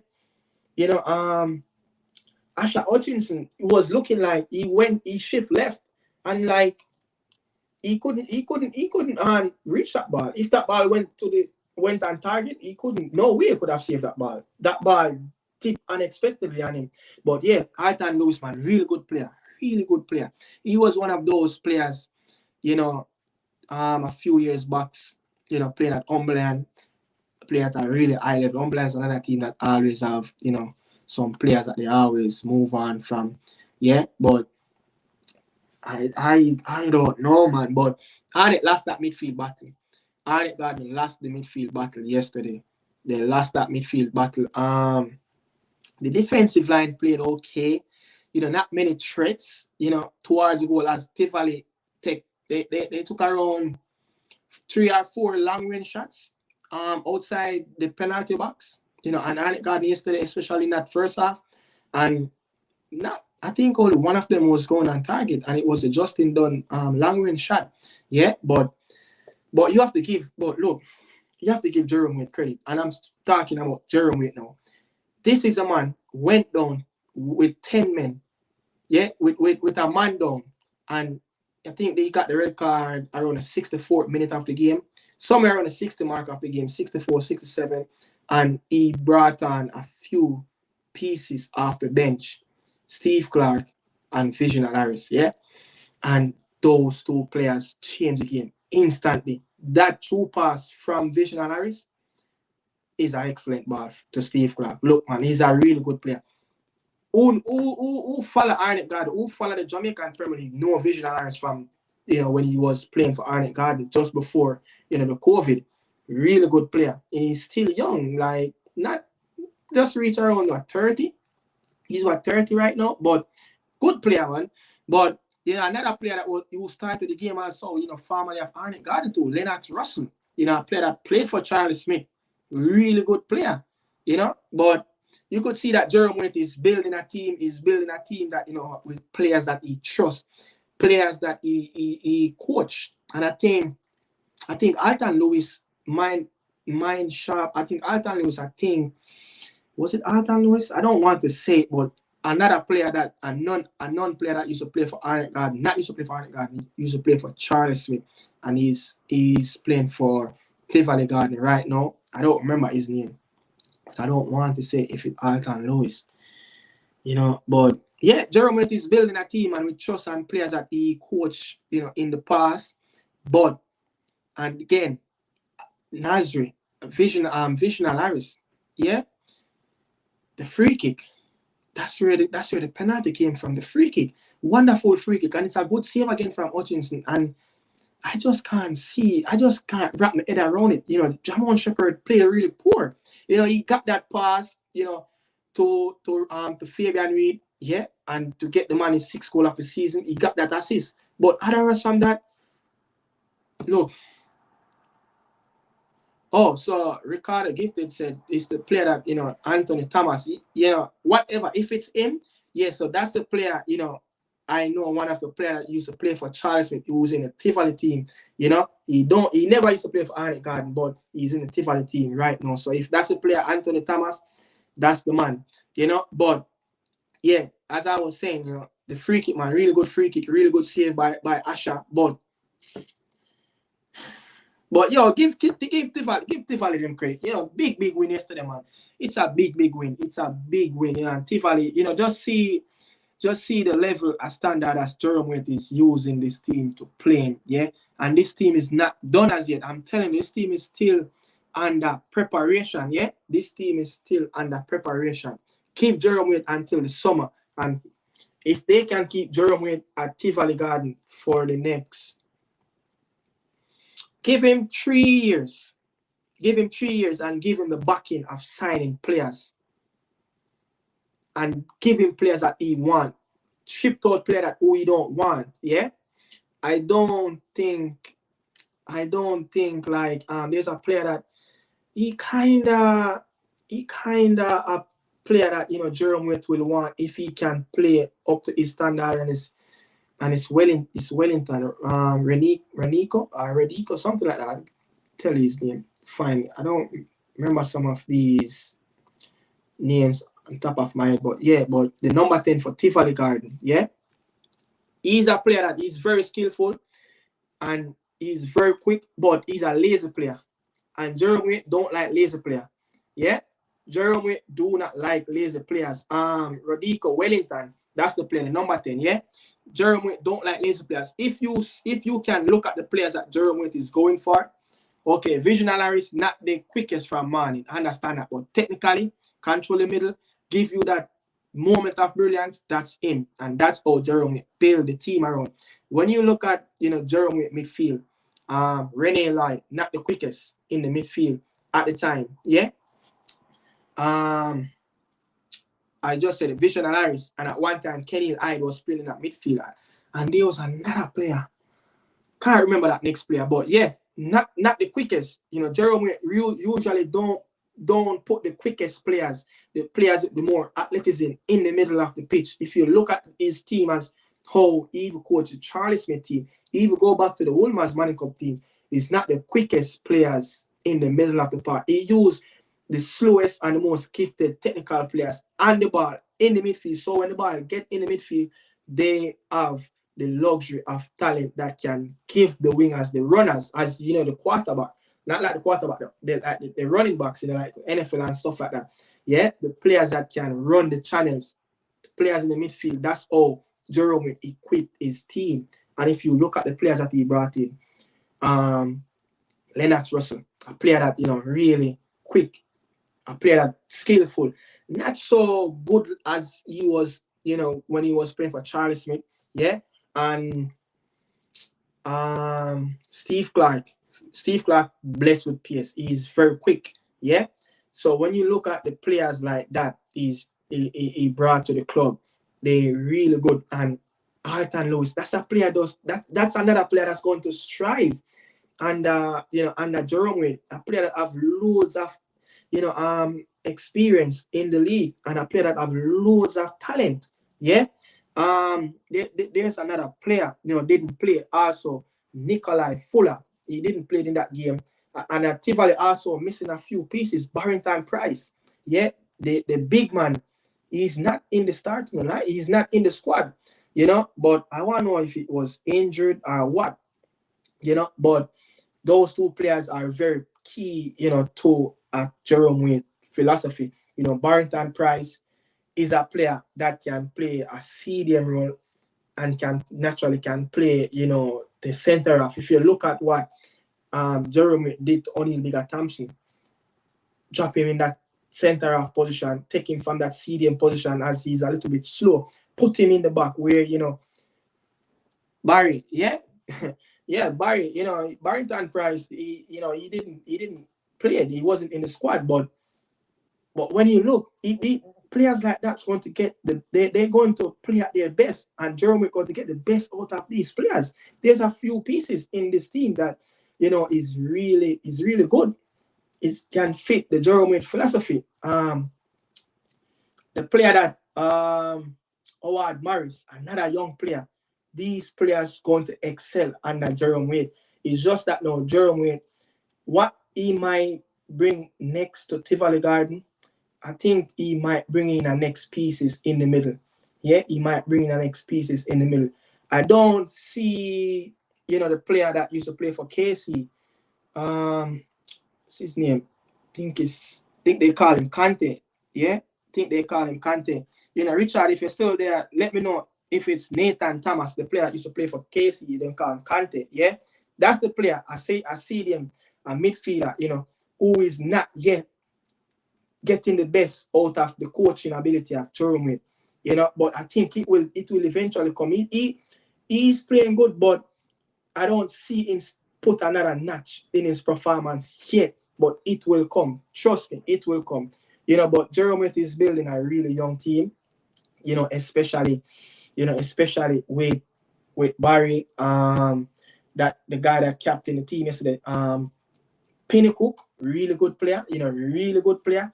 This, you know, really good in both ends, defensive and in the attacking part. I think Penny Cook gone around 3 goals. You know, both center half, I think, gone, both their goals combined together. I think both of them scored around 6 goals together, you know, so far in the JPL, are 5. So he's getting, that's the thing with Jerome. You're going to get goals all around. His team don't just build collectivity on one players. Yeah, his team just build around. It's a game.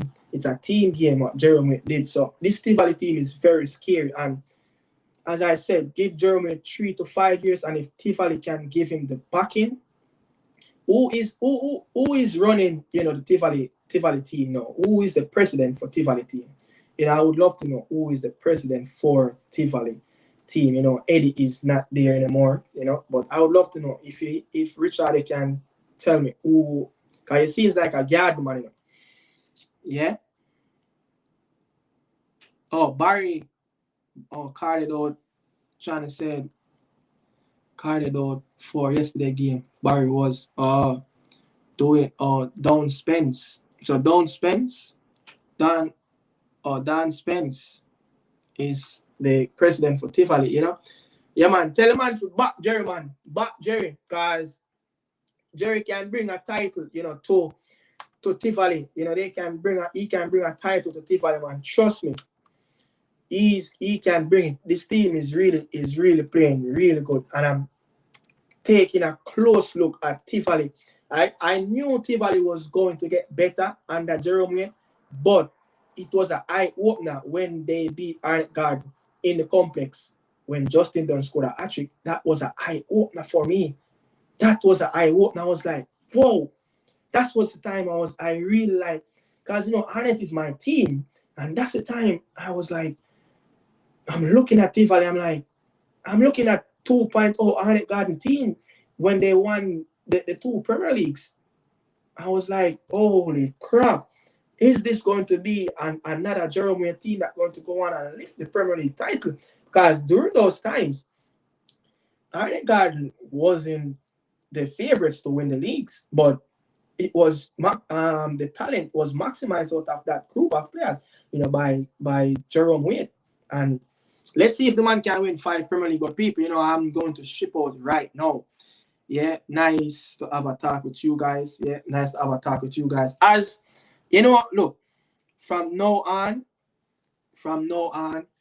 I'm just going to make, you know, it's sometimes it's hard to do live on Mondays. You know, sometimes Mondays when the games finish around 9:30, 9:40, around that time, 9:45, I just leave work around 9:45 to 10, and sometimes it don't. Sometimes it take like a half hour, sometimes 15 minutes if the traffic, yeah, to get home. And sometimes it's really drained, sometimes to get off work. Because on a Mondays, I usually, you know, work a nice 12 hour shifts. So a lot of times we're doing Monday night, the games, the review on Monday nights.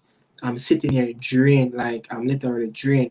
Yeah, but not complaining. I will do it again and again and again. But doing a live on a Tuesday evening, I'm feeling more refreshing. As you see, I'm gone a hour and almost only 45 minutes. So it's feel a little bit more refreshing. You know, came home from work around 2 o'clock, 3 o'clock, and sitting. You know, sometimes I can take a little nap or watch some games and relax in my bed, and then jump on the live. Yeah, but I'm going to make this be a point of view and chooses that, you know, the Jamaican Premier League. So I'm going to move it from Monday, you know, and start to do it on a Tuesday. So Tuesday evening, anytime around 5, 6, that's when I'm starting going to do live, as I'm more refreshing. You know, my mind is more relaxed. When I'm coming off work to rush home and bust to the door, and first thing first, with the turn on the lights, turn on the equipment, turn on the camera, everything, it's like everything just rushed down on me, you know. Sometimes I finish with a headache. Yeah. So from now on, Jamaican Premier League review is going to be on Tuesdays. Yeah, Tuesdays. That's when I'm going to do it. I'm feeling a little bit more energized. I'm feeling more calm and comfortable right here sitting. I could go on and go on, but I have stuff to do. You know, I'm working on a Reggae Boy content. Yeah, I'm working on a Reggae Boy content, and I have to go and do, you know, I do the morning insider, so I have to go and watch these games as the CONCACAF Champions League is playing right now. Yeah, too much pressure, you know. And you know, if Arnett Garden, you know, if Arnett Garden didn't lose yesterday, I wouldn't do the live on a Tuesday, because look, my bro, tell you the truth, people. I said this over and over, man. I'm a true and true junglist. Yeah, I'm a true and true junglist. Look, you might see this here, the United logo, but I'm a United fan. But anytime we get back the opportunity for come to Jamaica, I'm going to go all out to get some merch for the JPL. Yeah, I don't want to get stuff online. I don't want anyone to go down, but I want to come and do my errands and get my things. Yeah, and I am going to get a banner, print out the Jamaican Premier League. And anytime I get a Jamaican Premier League banner printed out, you know, I know someone who can do it for me. This going to come off. But I am a true and true junglist. Yeah, a true and true junglist. Over 2 decades in the business. supporting junglists. Yeah, so when Arnett Garden lost that game last night against Tivoli, and the way how they lost the game, it was depressing for me. Yeah, it was depressing for me. I even woke up late this morning to go to work. I woke up, I think, around 30 minutes later than usually. I usually like to wake up like an hour before I go to work and relax and, sometimes lay down in my bed a little bit. And there's like this breakfast show on YouTube. People, if you want something to watch around in at the 6, sorry, you can watch the Talk Sports. You can watch the Talk Sports on YouTube, the breakfast show. It's a UK thing. It started like around probably started around 2 a.m. in the morning. So I usually wake up and watch that. I love sports. I love football. So I first thing in the morning I wake up, I just use sports to just calm my brain down a little bit and just start to think. Yeah, and then picked up my phone screen, turn on my phone screen and then look at my kids and just say a word of blessing, and they are motivation, throughout the day. You see it. So kids on the screen and football on the TV, and then mother and father there and there. But what really drives me in that early morning to wake up is the kids on the screen, looking at them. Remember that I have to do it for them. Yeah, can't lay in the bed else they can't make it in life. Depending heavily on me. So I use them as an extra motivation. To get up, and not many people want who live in the diaspora, man. Especially when I used to live in New York, it's not easy right now. Waking up in the morning, go to work. Walking, through the snow, I go through for God work. It's not easy, but I'm not living up north again, further down south. But yeah, I use that little thing, and sometimes I will wake up and turn on my earpods or turn on my speaker box and start to listen to some Da Vinci, the old time Da Vinci, not the girl segment Da Vinci. I listen to some Da Vinci, yeah, and listen to some old time the old time chronics them. Them little song that will just help me lift me. When me in a little pump up vibes, we usually go for a little lava. So them little thing that kind of lift me up, a morning time. So those are the little things that help drive me, to go on again. So it's like right now I'm coming for the life, yeah. I'm going to prepare my show, The Morning Insider. I'm working on a Jamaican reggae boy content, and I'm also going to watch some football, and I have to find time to talk to the kids. And yeah, so it's not easy. I'm probably going to bed around 1, 2 o'clock tonight, as I usually do most of the times. But I ain't seen I'm not moving here, not leaving, my little studio right here till like 2, 3 o'clock sometime. I remember what day it was. I think it was Friday night. This is where, I came in.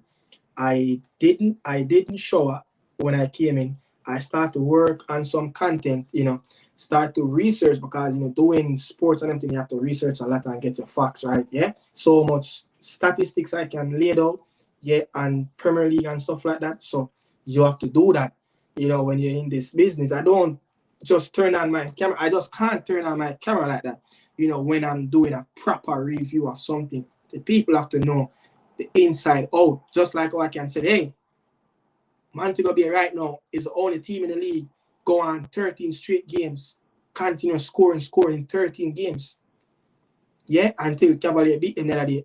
That's how I can know these things, because soon as I finish this, I start to prepare again for another JPL review, another my Prem podcast. I start to set up my content. That's how I lay up my foundation. So when I come here, I have things I can talk that's factual. Yeah, nothing that is false. If it's not really true, you're not going to really hear it from me. I'm going to tell you the honest truth. Hey, I don't really sure. Just like I can say, hey, I'm not sure, and then the man there. So what's his name? Ricardo Gifted. Can say, hey, it's Barry. Hey, it's Dan Spence. So I'm going to prepare, my next contents. But yeah, remember, man. Jordan, big up yourself. I was watching that live show that you was doing just before I came on. About Kylian Mbappe to the Bernabeu, Los Blancos. But people, big up,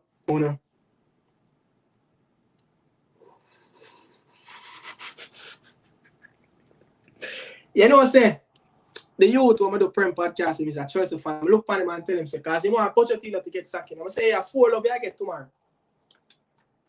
Yeah, man. Look, if Unai Emery make the same mistake that he made in that Newcastle game and bench Leon Chippy Bailey, make a sad mistake. You know, but at 4 Chelsea I get tomorrow, man. 4 Chelsea I get tomorrow. If you know, it's going to look, they might not even get 4, but maybe if it was a Premier League game, they would have probably get 4. But a midweek game replay, I'd probably say a 2-love. You know, a midweek game FA Cup never really give you that high expectations. You know, replay games in FA Cup don't really give you a lot of expectations. Never lift up, you know. But I think, look, I don't see Chelsea scoring tomorrow. I'm sorry. Nicholas Jackson, you saw that header that he missed, you know, on the weekend against Wolves. Easy header, 1, 2, 3. Chelsea cannot make the mistake and start Cole Palmer tomorrow in that false number 9. Cannot do it. You need someone in the mid. You need someone, you know, in that box to occupy the Aston Villa defenders. You need someone like that to keep them occupied. Yeah, you need someone to keep them occupied. Cole Palmer need to drop deep. He need to link up with the midfielders and the wingers around so he have more license. When you play as a false number 9, if he drift out, who is going to run? There is not many runners. Chelsea players them are playing so lazy. They are playing so lazy. You know, Nkunku is the only player that look really energized. And every time Nkunku play, it seems like he injured. It's either he picked up a knock during the game and he continued. It's like every time when he played, it looked like he's going to get injured. You know, but yeah, Chelsea man need that proper. And people been saying that, you know, Osimhen and all of that. Chelsea have to be careful how they buy strikers because, look, at the time when the special one bought Didier Drogba from the French league, remember the special one was the biggest coach in the world at that time, yeah? Yeah, you know, remember when Drogba just came to Chelsea in 2005 that time? He was unexpected talent that many people was like question mark around Didier, but for some reason Jose Mourinho doesn't know how to get the best out of players, and he did so with Didier Drogba. Yeah, fine. Drogba was the best. I probably was the best. Probably one of the best. I would say he was the best Premier League striker during them time. Because you have Thierry Henry, you have Dennis Bergkamp, even though he was an out-and-out striker. You have Waza, you have Ronaldo that in time of playing as a sometime out-and-out. But who else he had? He'd have at the time coming up in that time, you'd have Fernando Torres coming at Liverpool. So yeah, you'd have quite a few big strikers. You know, Nicolas Anelka was around, but yeah, Drogba was one of the best. But yeah, Chelsea have to be careful. Chelsea is like a graveyard for strikers, and just like United, my team. You know, so many strikers come through, man. You know, and got flapped. But yeah, people, I have to run now. Big up on yourself, people. Thanks for the support. Really amazing. Nice to chat with you guys. As I said, catch me back again Tuesday here and going on and on as I really find the date. Because even though I was doing a Monday Night Live, I wasn't really sure. Like I really don't want this to be the time. Because when I do the Monday Night, sometimes you guys can see me, you don't get the energy out of me. Yeah, so catch me Tuesday next week. Peace out. Salute. Bless up on yourself. Jordan, big up yourself. Dan Gagan, big up yourself. Ricardo, big up yourself. Yeah. Chemo, big up yourself. You know, Chemo, we're supposed to do a video, man. You know, we're supposed to do a live. But when Chemo, I don't know if you're listening, but I'm going to reach out to you, man. We're going long time in a chat, but yeah, we're supposed to do a live, man, on the CONCACAF, the Nations League that's coming up. Yeah, and also a big preview of the World Cup. So me and Keem was supposed to do some work, but it's not materialized out yet. But yeah, people, bless up on yourself. Really appreciate the support, man. Bless up. Out.